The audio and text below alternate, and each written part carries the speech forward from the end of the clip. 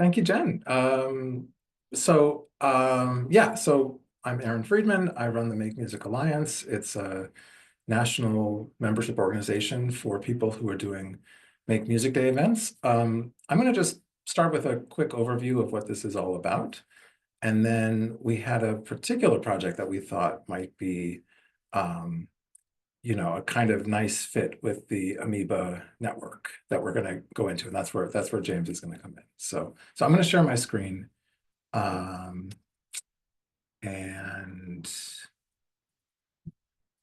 yeah, hopefully this is working. Yeah. Okay, perfect. So just to kind of let you know where this all came from, Make Music Day, I've been working on for 15 or 16 years, but it actually began 43 years ago in France. There was a new government taking office, the Mitterrand administration in 1981, and they looked back over the centuries of French history and realized that, the ballet and the Comédie Française and the symphonies and operas were always the kind of cultural activities that were, promoted and supported by the kings and by other governments. But if you actually look around at what people were doing, it's much more varied. And a lot of people are doing really different kinds of cultural activities that had never quite gotten their moment in the spotlight. So they decided to start a comic book museum and a circus arts center. And for music, they weren't really sure what to do. And so on June 1st, 1982, they made an announcement that 3 weeks from that day, on June 21st, they just wanted to invite anyone to come outside with a musical instrument and play in public and just sort of come out of the woodwork and just you're welcome too. Even if you're not a classical musician, you're also invited to the party. And there was no real organization to it. It wasn't a festival. It was just this concept called Fête de la Musique. And in French, that is kind of a pun. There's a sign you can see on the slide that says Fête de la Musique, Fête de la Musique. It means festival of music, but also make music. So that was really the idea. Just come out and make music. And they wanted people to come out for 30 minutes after the evening news. And what actually happened is hundreds of thousands of people came out starting in the morning, and they would just like put their drum set in the middle of a highway. Just say like, hey, you said I could come outside and make music anywhere on this day. Here I am, and people just really went crazy with it. These are some pictures from the first year. And I think what's really remarkable is it was so popular that year after year, people just kept doing it. And every year on June 21st in France, about 7% of the population comes outside to play music, which is millions of people. I saw the event in Paris in 2006 for the first time. And it's a lot like Halloween. No one's really in charge. Everyone just kind of knows what they're supposed to do. And in the case of Halloween, it's, dressing up as a pirate or something like that. And here it's like coming out with your accordion or your flute or whatever. In a similar way, like on Halloween, if you were the only one dressed as a pirate, it might not really work to your advantage. But because everyone else is doing it, you feel this sense of freedom and possibility. So, this event started 42 years ago, and since then it's really taken off around the world. So this is just a very brief glimpse of where it's spread. I mean, first to Italy and Germany, then, some parts of South America and Asia. When I started Make Music Day for the United States, there was not that much happening outside of Europe, but at this point, a lot of countries are sort of finding their own way to celebrate music on June 21st with these free outdoor performances. So when you look across the country and across the world, lots of people are doing a lot of completely different things on this day. Sometimes it's kind of like we're all going to go out on the street and play electronic music and have beer and have a big party. Other places it's geared towards music education specifically. But in every case, there are some kind of pillars of the event. So one is that it's participatory. So absolutely everyone can be part of it. And this is really the key. And it's why it's called Make Music Day. It's not just listening to music, it's like you need to participate. And no matter what genre of music you like or what skill level you might have on an instrument or as a singer, it's really radically open to everyone. It's also free, so there are no tickets. There's no charge for people to be part of it. And typically in France and in cities where it's popular in the US, people might look at the schedule in advance or try to find out what's happening where, but the real way to experience it is to just wander around at random and see what's happening in your neighborhood. So there's some areas that are known as like cultural sort of touch points for Make Music Day, like a certain neighborhood is like, oh yeah, that's where you should go on Make Music Day because there's always stuff in that commercial corridor or in that neighborhood going on. But you might not know exactly what it is. And because it's free and there are no tickets, you don't have to know. You can just show up and start wandering around. If you don't like something, you just wander a little bit further to hear something else. So it's happening all over the place in public spaces, and it's happening always on June 21st around the world, which is the first day of summer, the summer solstice. So in the United States, we've been organizing this nationally since 2014, so about 10 years now. And last year there were 5,300 different events that were scheduled on our website for Make Music Day. A lot of them in the Midwest, especially around Wisconsin. Texas is very big, and around the East Coast, and then little pockets in other parts of the country too.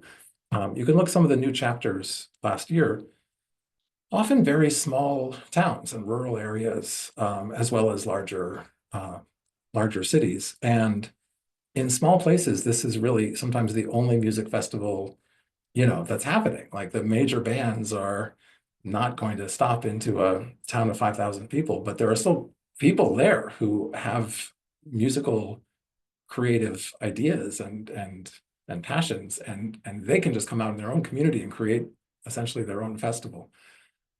So one more thing, just, to give a sense of the scale of things, the event has been growing, was growing steadily until the pandemic and then took a nosedive as so many other things did.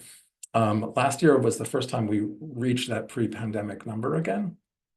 And so we really feel like, this is going to be a big year. There's a lot more projects and participants and communities that are getting involved, and we're really off to the races. So that's kind of the basic overview. I could talk for hours about this, but hopefully that gives you a sense of it. When we first met Jen, we were wondering, well, is there something that would maybe be a particular approach to Make Music Day that would resonate with the small businesses in the AMIBA Alliance? And obviously, if there's a music store or a conservatory or something that's already a musical organization that wants to get involved, I'm sure they'll have their own ideas and how they want to present their work to the public. But Make Music Day is so much broader than that, and we really look for ways to get absolutely everybody involved. And so that kind of led us to this project that James Hill has created called Music for Paper, which we are really looking to establish this year for the first time. So maybe I'll turn over to James and he can start talking about this one Make Music Day initiative. Great. Thanks, Aaron, and thanks, Jen. My name is James Hill. I'm from near Halifax in Eastern Canada. And my day-to-day is as a performer, as a recording artist, as an educator. And primarily, my whole life, I've been focused on two instruments. One is the fiddle, and the other one is the ukulele. And you might think the ukulele is the ultimate playing field leveler of the musical family. It's kind of the crayon of the music instrument world. Everybody can pick one up, have some fun. It's fairly non-judgmental. And so for 20 years or more, that's been my focus. And and until recently, I sort of considered the ukulele to be, in some ways, the sort of single-celled organism of music. It was the lowest life form, which gave us tremendous freedom because nobody had any expectations of us, and had a lot of latitude to do interesting things. Um, Recently, I've been involved in some other initiatives that have shown me that sometimes even expecting people to show up with a ukulele is actually too high a bar. There's many reasons for that, why a person might not have access to an instrument with four strings that's in tune and that's not damaged and that actually has good intonation all the way up the neck. There's lots of reasons why many people, kids especially, don't have access to even something like a ukulele. And so there's many things we can do about that. We can fundraise and we can make sure that people do have access to instruments, or we could also, at the same time, um, reimagine what an instrument is. And so that led me to this project, which is Music for Paper. And if you have a piece of paper handy, I just happen to have one or two right here with me. This is just a regular old recycled printer paper, which I recommend. Has a nice sort of texture to it. Imagine that this was the only instrument that your orchestra had to play. Imagine if people came into your store or into your conservatory or into your workshop or whatever it might be, and they leave their identity as a singer or as a guitar player or as a ukulele player or the saxophone player. They leave those identities at the door. Everybody enters on the same footing, and they're all paper players in this case. They enter and they get their instrument. Everyone gets their instrument. This is a really interesting jumping off point for a musical experience that is truly unlike anything I've ever experienced. I think the easiest way to get into it and to demonstrate how this works is to just do some together. I mean, do you guys have a piece of paper handy, or can you get one? It's not good enough just to watch me shred this paper. I mean, literally shred. It makes much more sense if you can do it with me.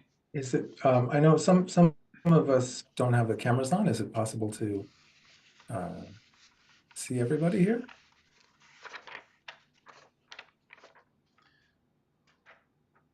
So it can be lined, it can be blank. It really doesn't change the tone very much. The lines don't matter. So it does matter if it's brand new, it'll have a little bit more of a crisp tone to it, or if it's already been wrinkled and stood on and eaten by the dog. That'll have a different tone to it. That's a different instrument.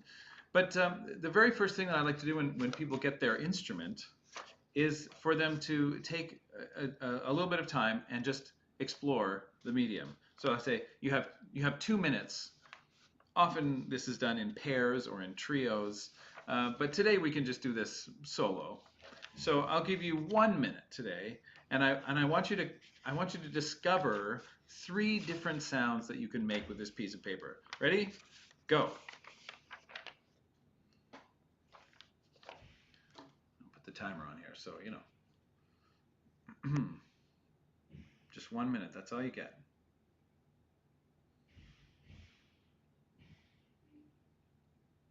You might not even need a whole minute. 3 different sounds that you can make with one sheet of paper. Okay. Ready? Any volunteers? What's one sound you can make? Go ahead, Jay. Well, I found that if I rolled up the into a tube Yeah. and I slid the paper across itself, Uh, nice. Let's all try that.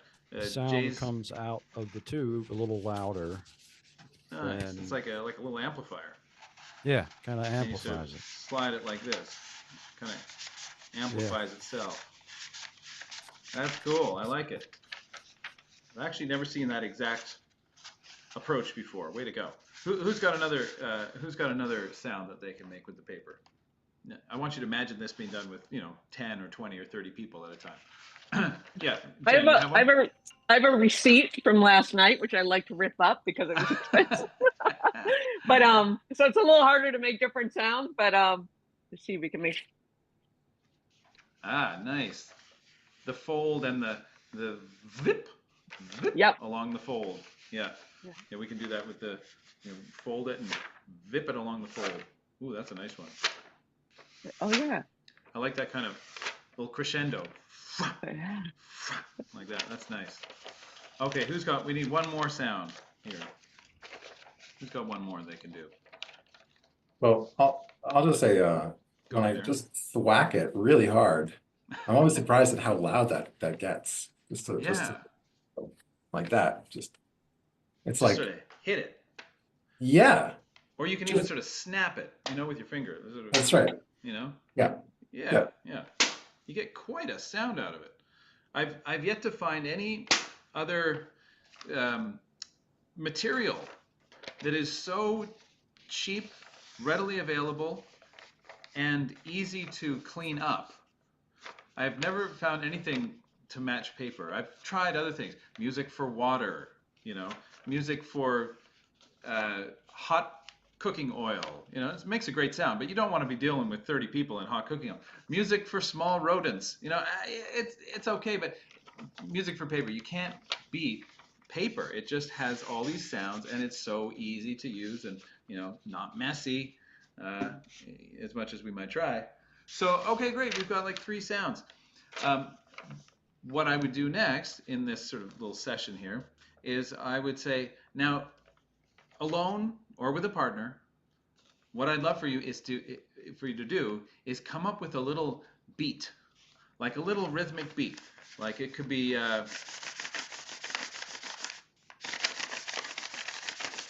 just take those sounds and make them into just a little beat for me. It doesn't have to be like a whole song, just a little beat, something with a pulse. See what you can do. You've got 1 minute, 30 seconds. You can imagine everybody buzzing like a little beehive as they're trying to come up with their little beat. And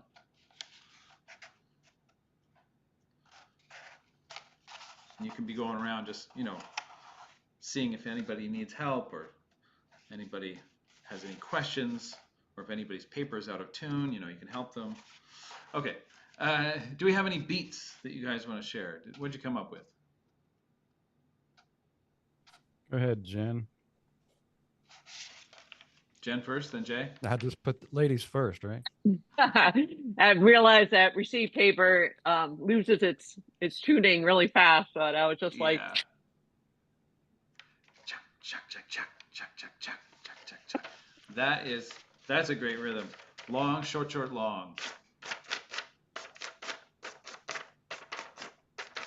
That's the most common rhythm around here. The rhythm of the feet in the parties, in the old kitchen parties, was always okay. jack, jack, jack, jack, jack, jack, jack. That was Okay. the engine of the fiddle, the kitchen party. Great. Who else has a beat from one of their sounds? Jay, you got a beat? Or Beverly? Yeah, Beverly. Ooh, nice. I can't hear it, but I can see it. It's a crumple and a pull, right?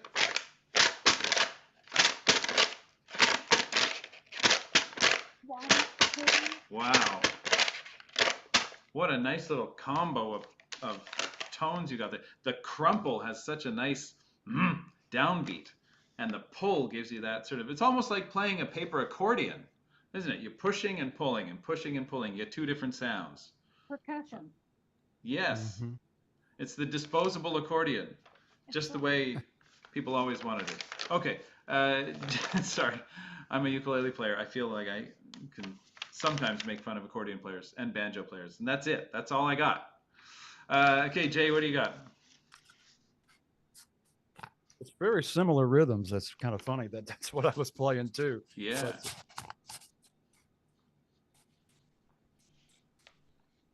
Shaka chaka ching, shaka chaka, and you've got it rolled in the tube, which I like. if you put your ear up to it, it really is loud coming out of the tube. Yeah, like your own personal. It's almost like a seashell effect. You put Yeah. that seashell up to your ear. Chaka chaka chaka jacka, jacka, jack. Kind of amplifies it like an old ear trumpet. You remember those things where, you know, Beethoven had an ear trumpet so he could hear better as he was going deaf. That's cool. I like that sort of seashell effect. That's great. Now, at this point in the workshop, one fun thing to do is to just say, okay, look, we've got a few beats here, and you're getting good at your instrument. Secretly, what I'd like to do as a music educator is I would like to get a bit of vocalization going. I'm not going to force people to sing, but I would like to have some vocalization, because vocalization is embodiment. This is still one step removed from truly embodying the music and the sound. And if I can get people at this point that they're having some fun, they're laughing, they're giggling, they typically sort of turn into, you know, 9-year-olds. As soon as you give them a piece of paper and tell them to find a beat, they sort of turn into 9-year-olds no matter how old they are. And what I'd like to do at this point is to use that goodwill to get them to embody the sound. And so I'd say, can you come up with a vocal performance of your beat? So Beverly's beat might go,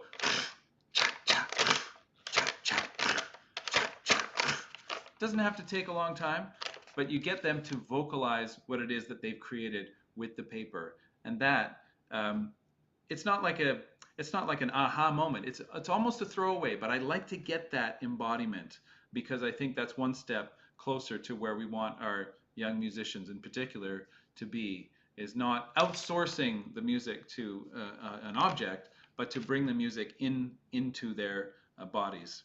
So that's one little diversion that I like to do at this point. Good.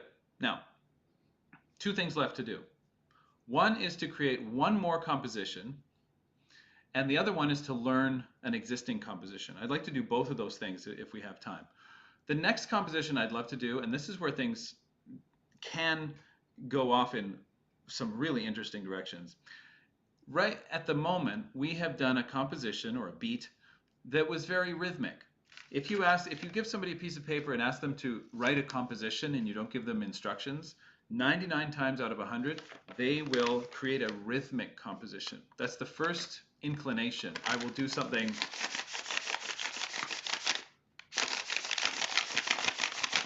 That just seems to be our instinct, is to create a rhythmic composition. I like to challenge people to do a contrasting composition, one that is not rhythmically based, but that instead is task-based.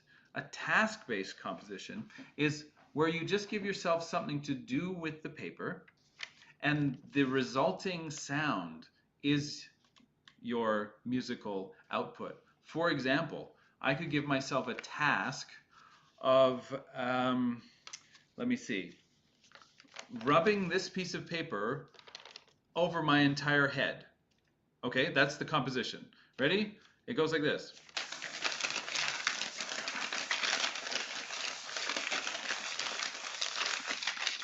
And when I feel like I've touched every part of my head with this paper, it's over. That's a very different kind of compositional process than I'm going to go shika checka chunk, shika dicka doo, shika dicka dee. You know, now we're getting into almost improv theater, a little bit of drama.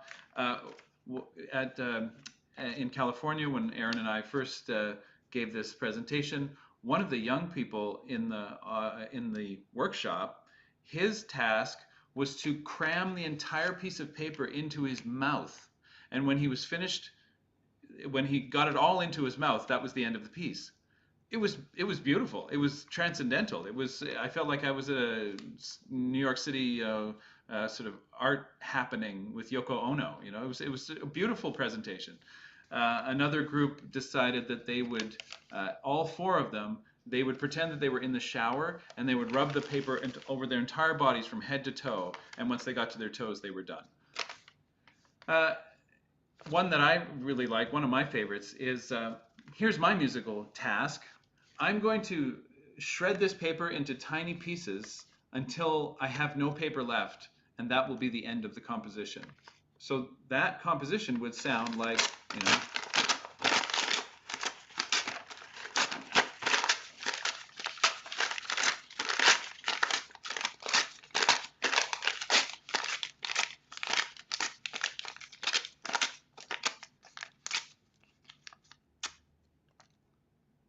that's the end of the composition.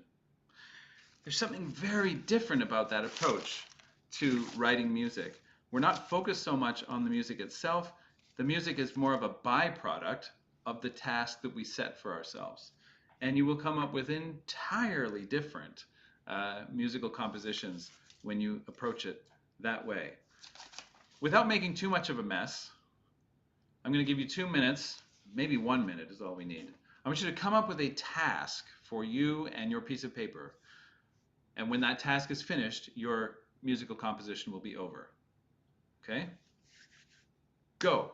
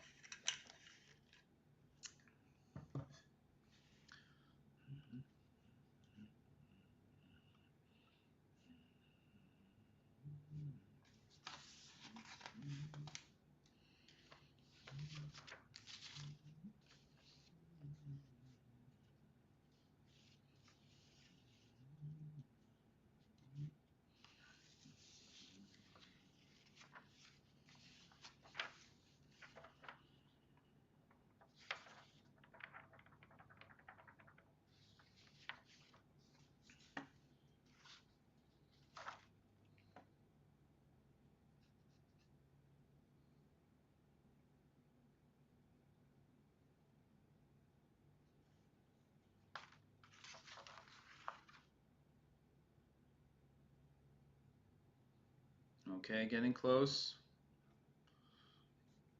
10 more seconds.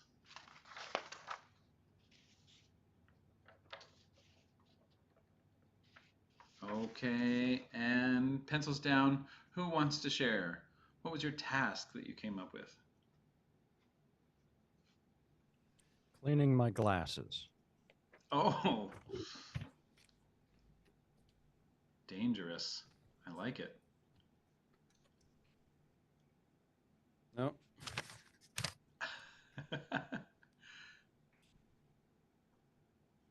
And when they're Composition clean, complete. Yeah. you're done. Nicely done. What a lovely composition. Well done. Aaron? So I realized when you fold the paper and just keep folding it, as it gets smaller, it gets quieter and a little bit higher pitched, the sounds. Because it's just like a little bit less paper being folded. So it kind of just like has this decrescendo. And then of course at a certain point it's too thick for you to fold it at all. It's just like Yes. just too much. So that's it. Fold it until you can fold no more. Yeah. Great. I love it.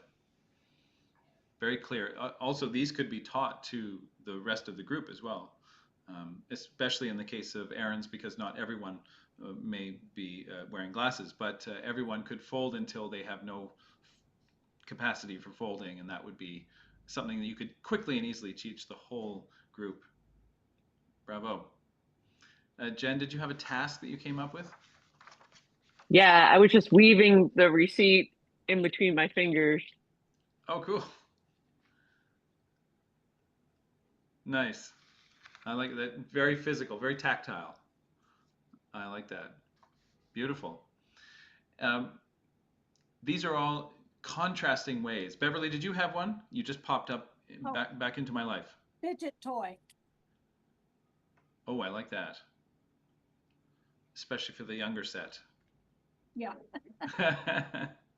Nice. You can see how this is a very, very contrasting piece of music to the first one that we came up with.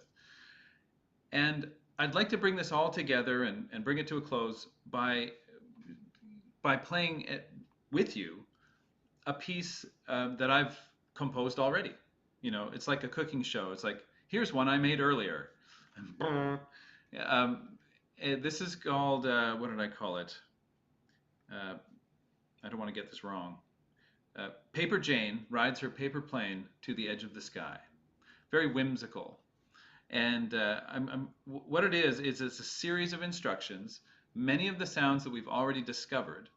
And we're going to do this with a backing track. And the reason why that's important is because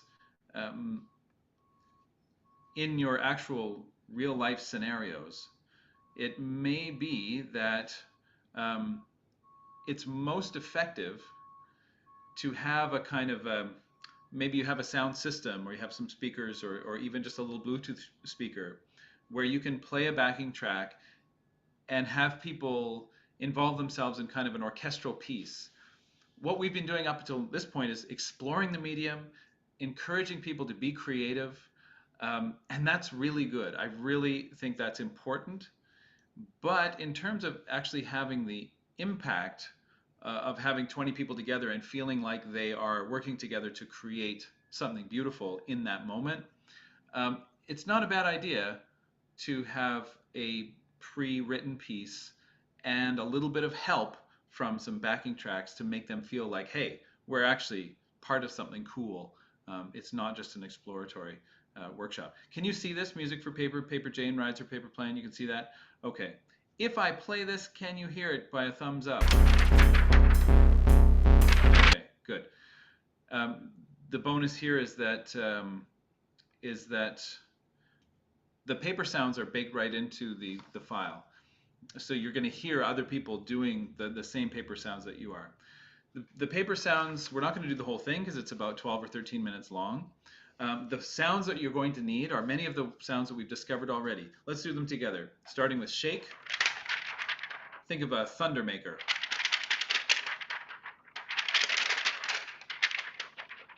You may need a new piece if you've crumpled yours already. Let's do rub, which is very similar to what Jay was doing. I just do it by sandwiching the paper together and giving it a little, like you're trying to build a fire. Rubbing together, rubbing together. The next one is snap, and something that Aaron showed us before. Snapping your finger into the paper, very loud. You can do it that way, or you can also do the snap this way by pulling quickly on both edges. You get almost the same sound. Let's go back to some of Jay's ideas for the next instruction, which is roll. And from roll, we get bonk. Now, bonk can be this way, or bonk can be on the ends. You get very similar sounds. You can really let people interpret that instruction as they wish. What does bonk mean to you? After that, we have fold. This is very much like what Aaron was doing. We're going to fold it until it's very, very small, and then we're going to crack it. Cracking it means taking that very small piece of thick folded paper and cracking it against itself. You get a really nice little sound if you do that. It can be quite loud too. Fan. What is the fan? Oh yes, the fan is very much like what Beverly was doing. Making splayed fingers like this and running it along the fingers like this to get a sort of a frum, frum, frum, almost like a drum roll. Crumple needs no instructions. We crumpled it into a little piece of a little ball. Tearing, we tear it from top to bottom. You can see that over the course of this piece, the instrument is going to get completely destroyed. And finally, shake is where we put the little strands into a pom-pom and we just shake that pom-pom. And that's the end of the piece. Now, it's going to take 12 minutes to get through all of this. I don't think we're not going to do the whole thing, but let's do, shake, rub, snap, roll, and maybe bonk if we have time. Okay? Here we go. You can imagine, I just want you to picture, visualize, not just us doing it here right now, but visualize what this might be like in your place of business. You have 10 people, you have 15 people or 20 people. They're standing, they're sitting, there's a space for them. They could be, if you have a small space, they could be sort of, if you have a bookstore, they could be in the aisles. They don't have to be in a formal setting. And you are playing this backing track on the speakers, and it's a happening. It's a moment. People have been looking forward to this. You've spread the word. You've had them in for 15 or 20 minutes to explore the medium, and now it's the big performance. And you make a big deal about it. Maybe you stand there with a little baton and get ready and just have some fun with it. You can imagine the engagement, multi-generational, from absolute beginners in life to seniors all discovering at the same time what this is capable of, whether they're vocalists, saxophonists, ukulele players, or even accordion players. Okay, so I want you to imagine that happening, and we start the track, and here we go. The first instruction is shake.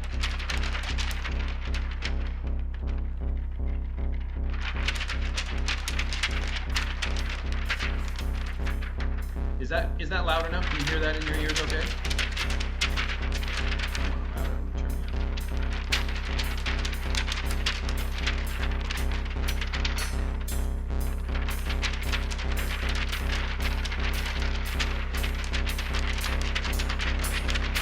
Now continuously shaking. Don't stop. Just keep it going.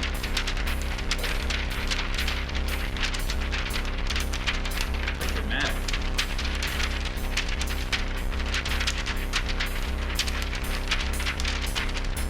And it looks cool when you've got 20, 30 people doing this at the same time.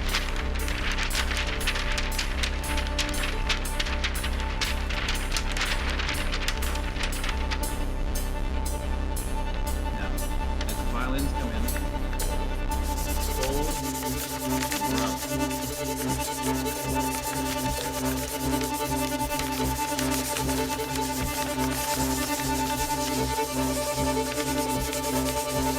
you hear how the violins are playing short notes very fast. We're doing the same thing with the paper. Back and forth, like you're warming your hands over a fire.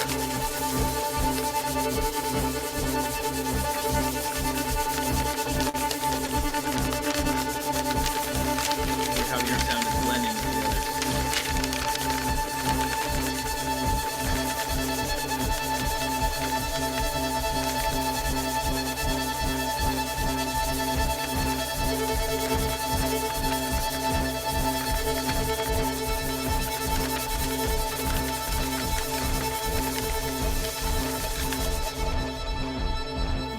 Dynamic, soft and loud. The next instruction is to snap, which can be pulling. You don't have to do it at the same time as anybody else. You're free. In fact, it's kind of cool if you don't synchronize.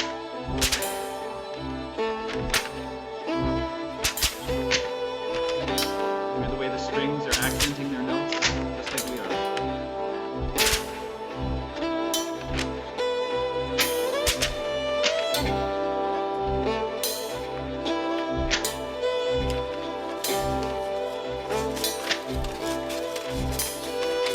Follow the leader.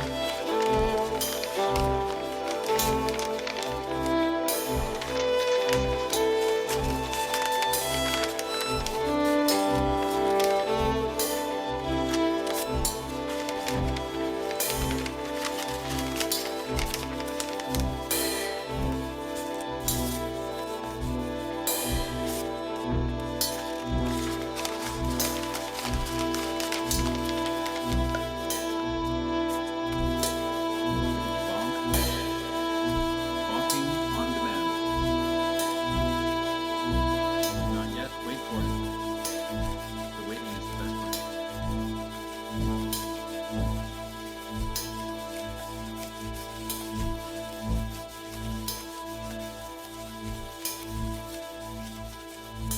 Suspense. Here it comes. Go. You hear the plucking in the strings? Doing the same kind of thing that we're doing with our lungs.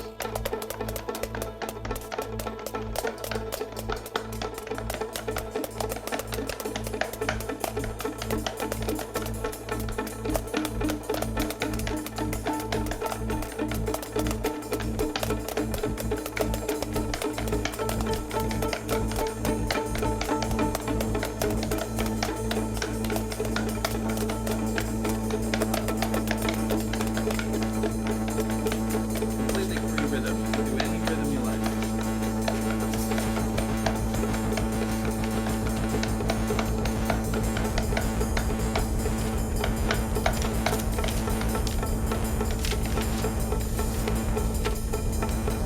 And on we go until the end of the piece. So we've done about half of the piece. So I wish we had time to do the full thing. I was just getting into it. But I want you to imagine this lifted out of the artificial environment of Zoom and into the real environment of your workplace or your business. And imagine with that backing track surrounding people, immersing people in this sound of the strings and the synths and the cymbals and just tumbling sounds that we're not trying to synchronize. We're not trying to get them to do boom chicka chicka chicka boom chicka chicka chicka boom chicka boom chicka boom chicka. That's very easy to kind of lose your way. You're either in or you're out with stuff like that. This is perhaps the most accessible musical instrument of all time. This is an extremely accessible musical composition. It's a very participatory workshop that only has to be 10 or 15 minutes to explore the medium. And maybe most importantly, you have to be there. As you can tell, we're struggling a little bit to get this on Zoom, but in person, it really comes to life in a different way. So you really have to be there as a value add for your customers and the people in your community. You can't go too far wrong with a musical activity like this. So that is Music for Paper. I hope you'll explore it. I hope you'll dive into it. If you go to musicforpaper.com, it'll take you to the little landing page that I've set up so that you can access video tutorials with me on how to do this, breaking it down sort of chapter by chapter. Also, the backing track that I just showed you, you'll get that as well. It's all free, but it's there for you if you want to dive deeper into this and actually make it happen in your community. I'll stop there, but I welcome any questions. Thank you, guys. James, thank you so much. Well, yeah, I guess I would maybe love to just hear from Jay, Beverly, Ali, anyone who is on the call.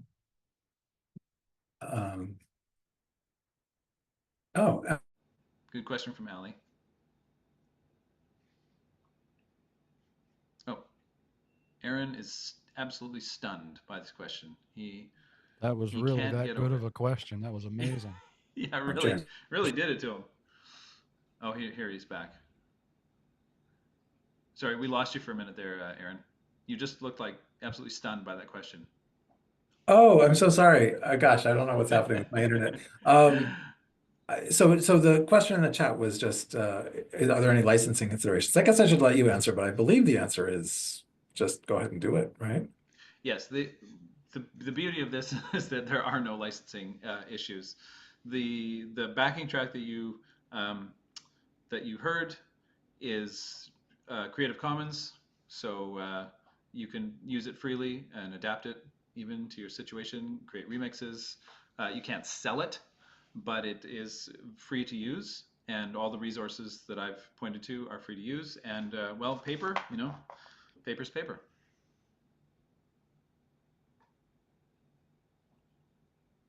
Yeah. Great question, though. Typically, Jay. when this is happening around the world on that day, the imagery that Aaron, that you showed of the different people playing instruments, are they typically playing a song together, or is it more of a just creative, I don't want to say noise making, but it's kind of like the thing we just did with paper? Is that what's happening? If you go to a city that has an active Make Music Day coordination, which is sometimes organized by a chamber of commerce, sometimes by a city government, sometimes by a music school, different people will decide that they want to champion this. Typically, you'll see a lot of high school rock bands playing their own music. There'll be some bucket drumming events where someone's put some Home Depot buckets outside or whatever. There's some Beijing opera companies, maybe some choirs from churches that want to spread the gospel. It's really like sometimes totally unexpected, but also just like totally representative of who's in the community and what kind of music they want to do. We've had a bunch of projects like flower pot music, which is one where people play flower pots with mallets in garden centers or in parks, where similar to music for paper, no one comes into this with the feeling that they're going to be a professional flower pot player. They know that this is something a little different. And so projects like this, we like to focus on them sometimes because they open people's minds to what music can be and what they could do as a person who might not see themselves as a musician. But if you look at what's out there, it's just everything. It's, string quartets, it's, ukulele players, even accordion players, the whole range. I know you just said that. I have a lot of hats on in my life. My day job where I am right now is the GM of Brent and Becky's. We're online and here in Gloucester, we're a flower bulb and plant company. We have greenhouses right outside that window. We have a 4-acre display garden. So when you just said flower pots, I went, oh, we can do that here. I'm also the VP of Flatiron Crossroads, which is across the street. And that's a nonprofit performing arts center, which is the original reason why I came here, because I was trying to tie it in with them. But I'm also on the vice president of the Chamber of Commerce, closely associated and working with our Main Street Association, which has a historical Main Street with a old colonial courthouse circle that sometimes concerts are in. And I'm sitting here thinking that circle area would be fantastic to get a big group of people together. And we have a stage out in our gardens, and Flatiron has a stage outside. So you just hit on about every side of what I do. So thank you for the explanation. I'll put the flower pot music link in the chat if you want to check that out. But I'd say, yeah, let's talk. I think there could be a lot here. I think there was a message from, oh, Allie. Oh, okay, thank you. Yeah, I think this is it's a very flexible project, and so a lot of people do it for a lot of different ways. But ultimately, the idea is to give everybody the sense of possibility. And once you start bringing out the flower pots and the jazz bands and the ukuleles, I mean, you will see like, oh, well, okay, I don't do any of that stuff, but I have this special talent on the nose harp. I'm going to go out and do that, and it's fine. Yeah. So.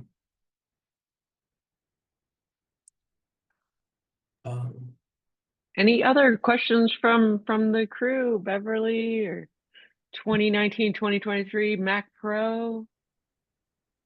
This recording, will that be distributed to the people who were here?